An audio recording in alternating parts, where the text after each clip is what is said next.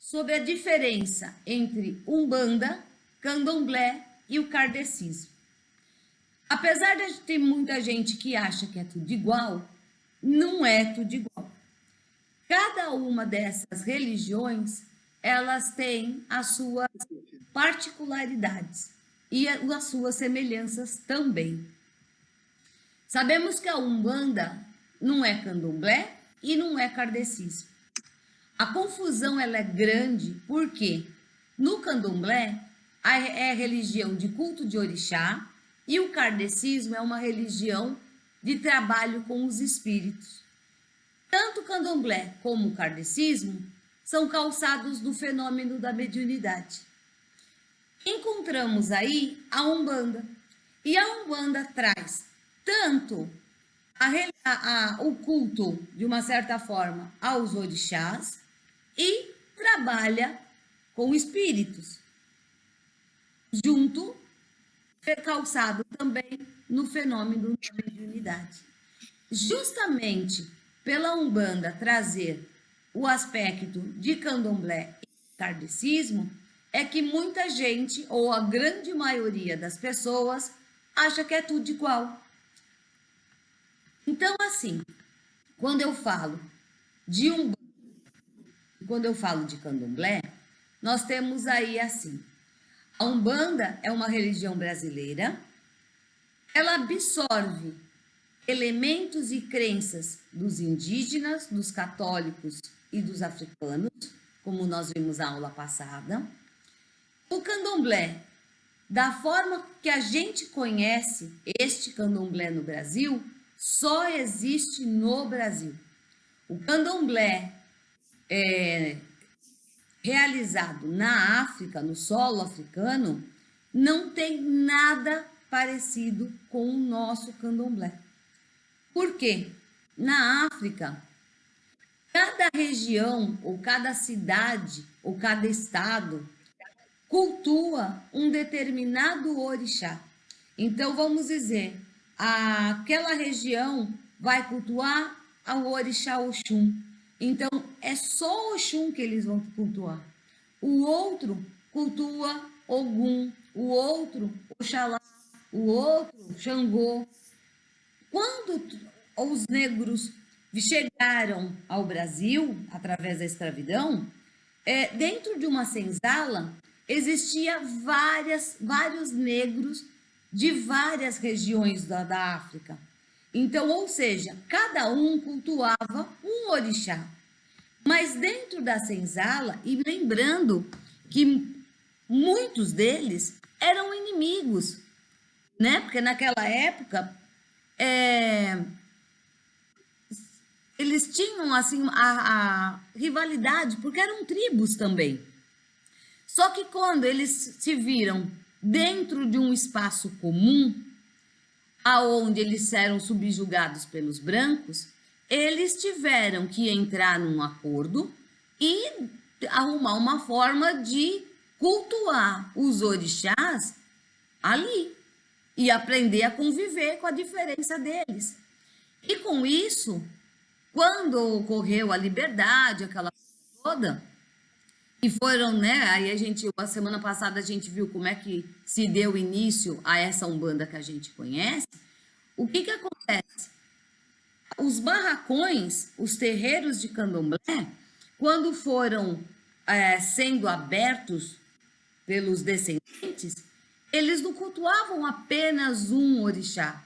Eles já trouxeram o ensinamento de cultuar todos os orixás. Por isso que eles falam que o culto de nação aqui no Brasil é o culto aos orixás, tá? Então, Candomblé igual ao do Brasil, só no Brasil. Se algum candomblecista daqui for para a África e chega lá e vai falar, eu sou um babalorixá do Candomblé, lá ele vai ser bem recebido, talvez, né? Eu estou falando por mim. Mas é aquela velha história. Para o povo africano, é estranho. Porque como você pode dar conta de cuidar de mais de que nós temos conhecimento são 17, mas são muito mais do que isso. Então, para eles, os africanos nativos, é quase inadmissível isso, tá? E o candomblé, então, eles têm essa junção das nações e através dessa junção é que se transformou no candomblé que nós conhecemos aqui no Brasil. A Umbanda, ela trabalha com os espíritos, que para nós são chamados de guias. Cada guia possui a sua falange, então tem a falange dos caboclos, falange de pretos velhos, de crianças, baianos, boiadeiros, ciganos, marinheiros, exus e as pombagiras, e muitos outros, né? Candomblé, eles tratam de cultos africanos dedicados apenas aos orixás.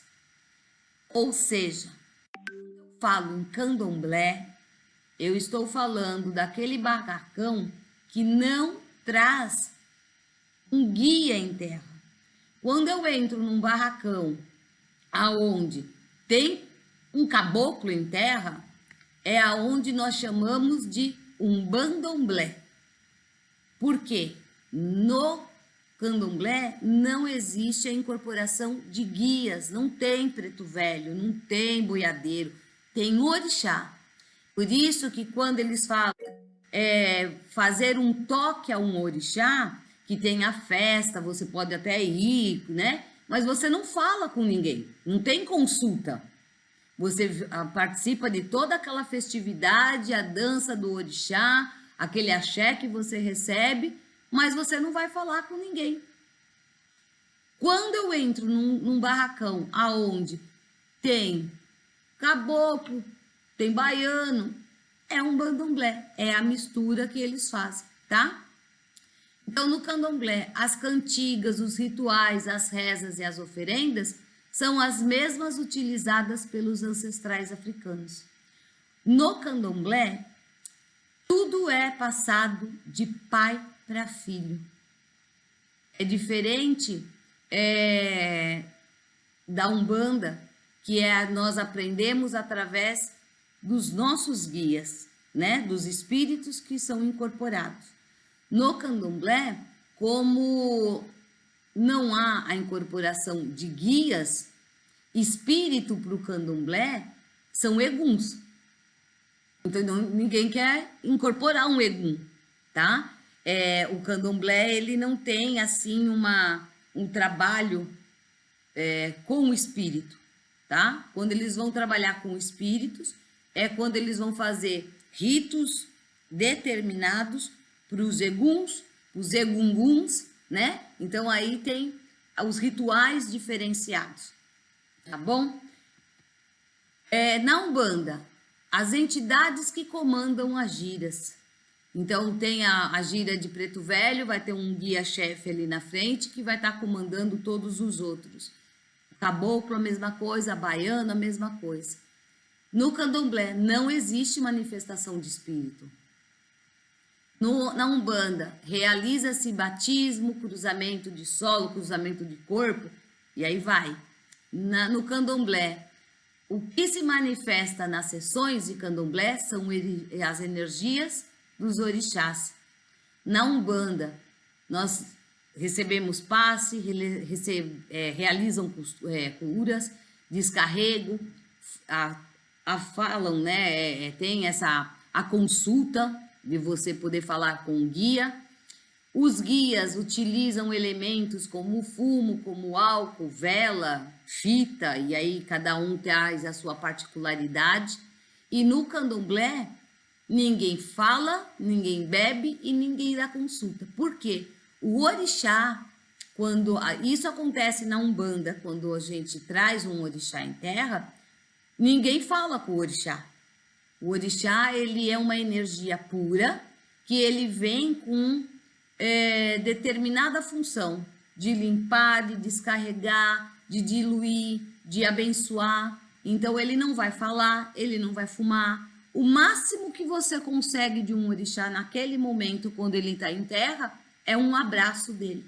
E quando você recebe este abraço, porque muitas vezes, dificilmente você pede o abraço. Normalmente ele vai até você. E quando você recebe o abraço de um orixá, é como se ele derramasse em você uma vibração assim de descarrego e de limpeza, de bênção, porque é uma emanação pura de energia, tá? A Umbanda, então, como a gente já tinha visto. Então, até aqui, são essas as diferenças que nós temos da Umbanda com o Candomblé, tá? Então, para o assunto de hoje, mas os terreiros que a gente vai e fala que é um Candomblé porque tem isso, exato. E quando é um Candomblé, você não sabe se está sendo feito Umbanda ou se está sendo praticado o Candomblé. Mas se eu entrar num barracão aonde você vê só o orixá, só o trabalho de orixá, isso é um barracão genuíno de Candomblé, ok? Então agora a gente vai ver a diferença entre a Umbanda e o kardecismo. A Umbanda, ela é brasileira. O kardecismo nasceu, né, foi iniciado na França através de Allan Kardec, que foi o que codificou a doutrina espírita. A Umbanda tem a incorporação com origem no próprio orixá e nos guias e nas divindades de Deus, que como a gente entende essa força dos orixás. No kardecismo, existe todo um trabalho social voltado para a comunidade. Pode-se dizer que seguem a mensagem de Cristo. Eles trabalham com passes mediúnicos, acreditam na lei do karma, trabalham também com obsessão, né? A Umbanda, ela, de um tempo para cá, pelo menos vamos colocar aí uns 20 anos, é que esse trabalho social está sendo colocado de uma forma mais abrangente e colocando a cara para fora. Porque até então, tudo era muito fechado, né? Ninguém colocava aí. É que hoje nós temos as redes sociais que ajudam muito, né? Então, se divulga aí a doação de alimento, doação de roupa, ajuda leva comida para o pessoal da rua. Mas antigamente, tudo que era feito de forma velada, muito pequeno, né? Então, isso era uma característica maior do kardecismo, tá? A Umbanda também traz a mensagem de Cristo. Em algumas vertentes, Cristo está muito presente. Quando esse Cristo vai estar presente? Quando a vertente da Umbanda, desse terreiro, desse templo, tiver como base o kardecismo ou o catolicismo, tá? Porque se ela tiver uma outra base, não que ela não acredite em Cristo, mas ela não vai trazer Cristo para dentro, exatamente para dentro dos trabalhos que são realizados, tá?